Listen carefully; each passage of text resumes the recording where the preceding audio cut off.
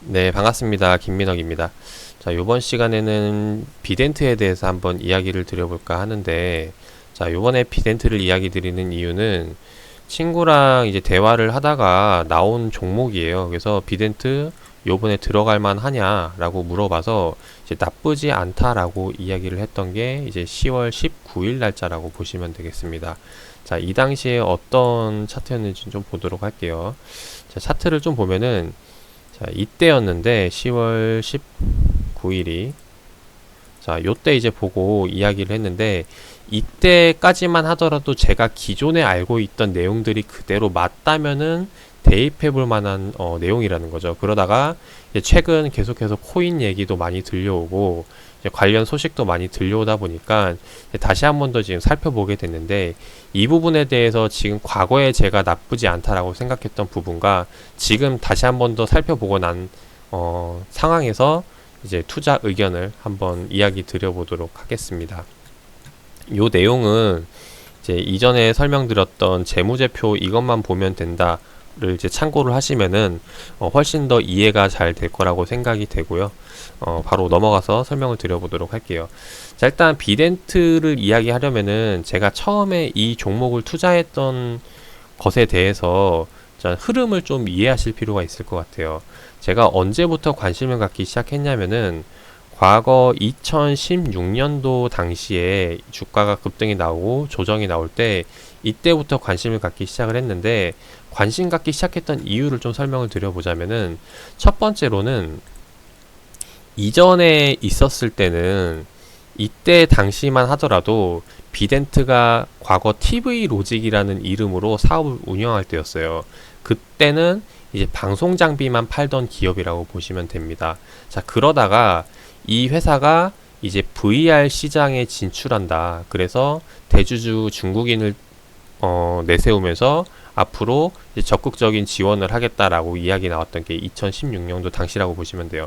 그때 당시에 뭐 중국 증시도 계속 올라오면서 관련주들도 급등이 나왔고 중국에 대한 이런 좀 투자 자금도 들어갈 때가 있던 찰나에 이제 그런 좀 긍정적인 재료들이 많았는데 이때 이제 사드가 터지면서 중국과의 관계가 막 틀어지면서 이제 자금에 대한 지원이 원활치 않다 보니까 뭐 아니면은 뭐 이제 의도적이었는지 모르겠지만 이제 그래서 결국에는 대주주가 나가고 VR 관련 사업도 준비하던 걸 전부 다 접어버리게 됩니다. 그래서 제가 이때 당시에 투자 판단을 잡았던 게 VR 시장에 대한 기대였는데 그것을 전부 없애버린 시점이 되니까 사실상 투자할 만한 그런 명분이 사라진 게 된 거죠. 그때가 이제 2016년도 말, 2017년도로 넘어설 때였는데 그러면 다시 TV 로직으로 방송 장비 판 매출로만 영위를 한다면은 지금의 주가가 크게 메리트가 없어지는 상황이라는 겁니다. 그래서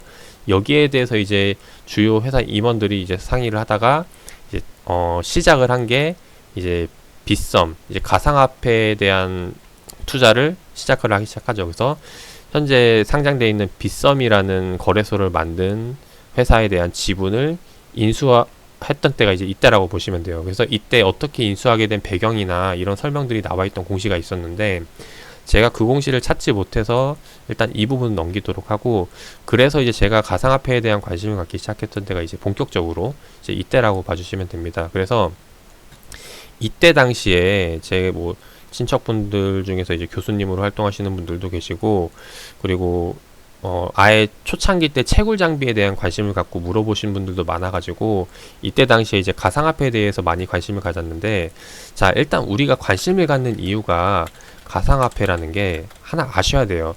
화폐 즉 통화에 대한 개념이죠. 원화, 달러, 엔화 이런 것과 마찬가지로 물물 교환할 때 거래되는 통화 개념으로 이제 접근을 해야 된다라는 겁니다. 그래서 만약에 모든 사람들이 그런 통화 개념으로 접근을 해서 이 가상화폐를 보는 거라면은 장기적으로 매력이 있다라고 생각이 되는데 그 당시에 가상화폐는 통화 개념이 아니라 이 가상화폐에 대한 수익을 벌어가지고 뭘로 바꾸는 거예요, 다시? 원화나 이제 달러로 바꾼다는 거죠. 그 말은 즉 가상화폐 본래의 가치를 따지고 들어가는 게 아니라 단순 투기 개념으로 들어가면서 이제 이때 당시에 초창기 때 이슈가 됐다라는 겁니다. 그때 시점 차트를 좀 보여드리면 어떤 시점이었냐면은 쭉 넘겨서 봤을 때 이때였다는 거죠. 이때 2017년도 때 막 비트코인이 올라갈 당시에 실제로 코인을 쓰기 위해서가 아니라 단순히 원화 개념, 돈을 벌기 위해서, 원화를 벌기 위해서 접근했던 때라고 봐주시면 될 것 같아요. 그래서 이때 당시에 그런 투기 열풍으로 이제 비덴트라는 기업이 이제 들어가게 됐는데, 그때 또 이슈가 뭐였냐면은 거래 정지가 됩니다. 때마침 거래 정지가 되면서 그때 또 이제 화폐에 대한, 가상화폐에 대한 이슈가 막 엄청나게 올라올 때였죠. 그래서 그 거래 정지가 풀리면서 이제 비덴트가 급등이 나오기 시작을 하는데, 자, 급등이 나올 때 이제 나왔던 이야기가 뭐였냐면, 주변에서 야, 이렇게 급등 나오면 다 팔아라 막 이런 이야기를 했어요. 근데 저는 이때 팔지 않았습니다. 단 한 주도 팔지 않았는데, 팔지 않았던 이유가 뭐였냐면은, 결국에 주가가 올라가는 거는 그 회사가 벌어들이는 매출에 대해서 그 가치를 평가받는 거거든요. 우리가 주식을 거래할 때 증권사 HTS를 쓰고 거기에 대한 매매 수수료를 내잖아요. 그 수수료를 계산하는 게 총 거래 대금에 이제 수수료를 빼면은, 이게 곱해 보면은 이제 실제로 증권사가 먹는 수수료가 나온다라는 거죠. 근데 현재 증권사는 뭐 삼성증권도 있고 유진투자증권도 있고 키움도 있고 뭐 한국투자증권도 있고 여러 증권사가 있죠. 이제 모든 거래하는 걸 그 증권사들이 나눠먹는 거라고 생각을 하시면 됩니다. 근데 가상화폐는 그 당시 초창기 때까지만 하더라도 거래소가 몇 개 없었다는 거죠. 한두 개? 그 중에서 하나가 이제 비덴트가 요번에 지분 인수했던 기업이 만든 뭐 어떤 거였죠? 빗썸이라는 거래소라는 거죠. 그래서 이 빗썸이라는 거래소에 비트코인을 거래하게 된다면은 여기에 대한 수수료를 전부 다 누가 먹는 거예요? 비덴트 회사가 가져가는 구조가 된다라는 겁니다. 그래서 실제로 그렇게 구조에 대한 계산을 해본다면은 주식시장의 거래대금이 하루에 3, 4조라면 그 코스닥 시장만 그때 당시에 뭐 지금은 뭐 몇 조인지 계산이 잘 안 되는데 한 10조 나오나? 잘 모르겠지만 이전에는 그 당시 때는 단순 최소 5조 정도 잡았어요. 5조 정도 잡았는데 만약에 지금 가상화폐도 그 정도에 대한 거래대금이 불어온다면은 그러면 여기에 대해서 수수료를 제외했을 때 나올 수 있는 수익을 기대해 본다면은 엄청나게 높은 수치가 된다는 거죠. 실제로 2017년도 때 그래서 이 비싼 거래 수수료로 들어들이 수익금이 얼마냐면은 2017년도 때만 658억입니다. 자, 이것도 이제 뭐 마이너스 뺄 거 빼고 다 해가지고 남는 순이익이 이거라는 거예요. 그래서 보시면은 실제로 비덴트가 현재 하고 있는 사업은 방송장비 판매인데 그 방송장비로 파는 매출은 200억 밖에 안 돼요. 근데 순이익이 600억이라 기록한다는 거는 거기에 연결되어 있는 회사인 빗썸에 대한 매출이 고스란히 잡힌다는 거죠. 그게 지금 보시면 2018년도도 그대로 잡히면서 매출에 대한 성장을 기록을 하는데, 자, 이게 장기적으로 유지가 된다면은 좋게 볼 수 있지만은 제가 이야기했듯이 이게 지금 화폐 개념이 아닌 투기 개념으로 보고 있기 때문에 투자자들이 이 가상화폐가 계속 올라갈 수 없을 거라고 판단을 했다라는 겁니다. 그래서 이후로는 이제 계속 관심을 갖지 않고 쳐다보지 않았는데 최근에 다시 한 번 더 이제 친구가 물어보고 시장에서 이슈가 나오니까 하나하나 좀 살펴본다라는 거죠. 그러니까 지금 드는 건 뭐냐면은 과거에는 투기 개념이었지만은 지금의 접근은 이제 제가 처음에 생각했던 것처럼 현재 통화되고 있는 그런 달러에 대한 부분에 대한 이제 의구심이라고 할까요? 그러니까 좀 불확실성이죠. 지금 미 대선이라던가 최근에 뭐 이게 계속 경기가 안 좋아질 때마다 미국이 뭐 통화를 계속 찍어내면서 이런 돈 갖고 장난질을 하는 게 보이니까 이런 장난을 할 수 없게끔 만드는 거에 대한 기술, 이게 이제 블록체인이고 가상화폐에 대한 부분을 이제 점점 이제 관심이 가는 게 아닐까 생각이 됩니다. 물론 지금 바로 바뀌는 건 아니겠지만은 이번을 시작으로 조금씩 이제 관심이 바뀌게 되겠죠. 투기 개념에서 투자 개념으로. 그래서 그런 관점으로 지금 보고 있는 게 지금인데, 그래도 아직까지는 투자 개념보단 투기 개념이 더 클 거라고 생각을 해요. 그래서 일단은 이런 부분에서 좀 생각을 하고 있다 정도로만 보고 비덴트를 봤어요. 근데 좀 특징적인 게 뭐냐면은 이게 거래대금, 그러니까 그 수수료 때문에 수익 난 게 2017년도, 18년도거든요. 자, 근데 보면은 2019년도도 그럼 수익이 그대로 나와야 되는데 지금 마이너스 74억을 기록을 한다라는 겁니다. 자, 그럼 이제 가능성이 여러 가지가 있겠죠. 첫 번째로는 이 지분에 대해서 뭐 정리를 했거나, 아니면은 실제로 지분은 갖고 있지만은 그 거래소에서 수익이 나오고 있지 않거나, 아니면은 수익은 전년 대비 똑같이 나오는데 이제 비용적인 측면에서 많이 나갔거나, 이제 이런 부분들을 살펴볼 수 있다라는 거죠. 그래서 여기에 대해서 살펴보기 위해서 일단 첫 번째로 거래가 얼마나 됐는지를 좀 보도록 할게요. 보면은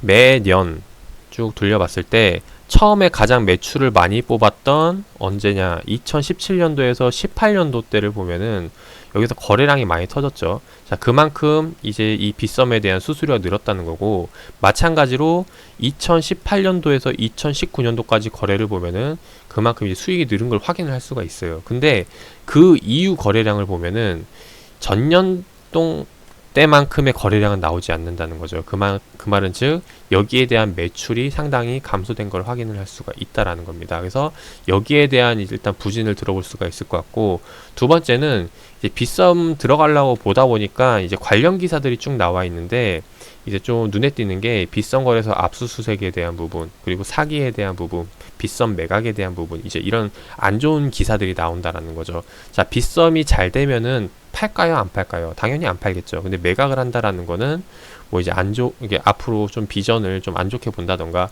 뭐 이제 사업에 대해서 문제가 있다던가, 이런 이제 안 좋은 이야기들을, 가능성들을 들어볼 수가 있겠죠.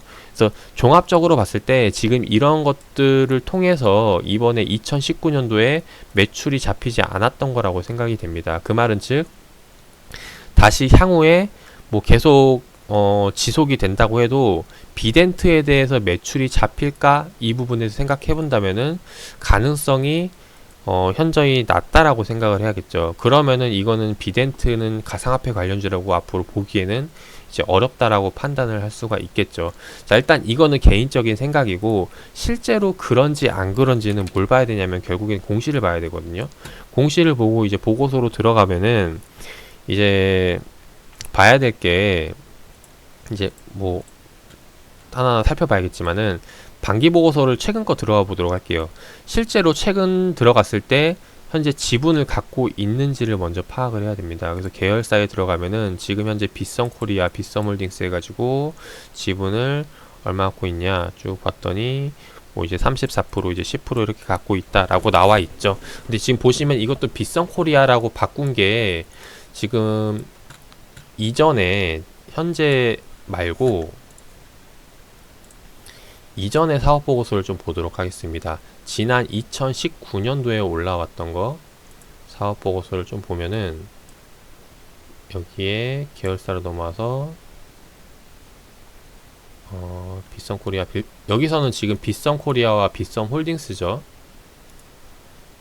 자, 이게 근데 1년 전에 좀 그 전거를 보도록 할게요. 전거를 보면은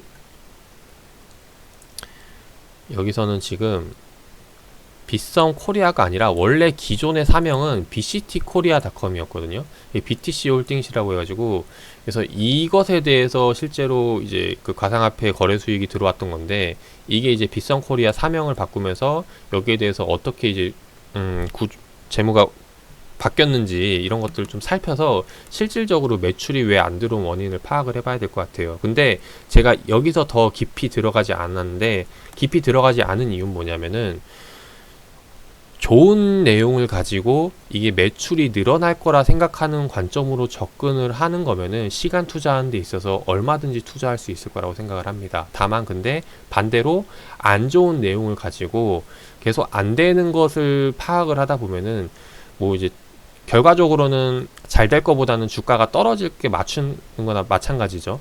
그런 와중에 시간은 시간대로 소모하고 내가 투자할 것도 아닌데 보면은 거기에 대해서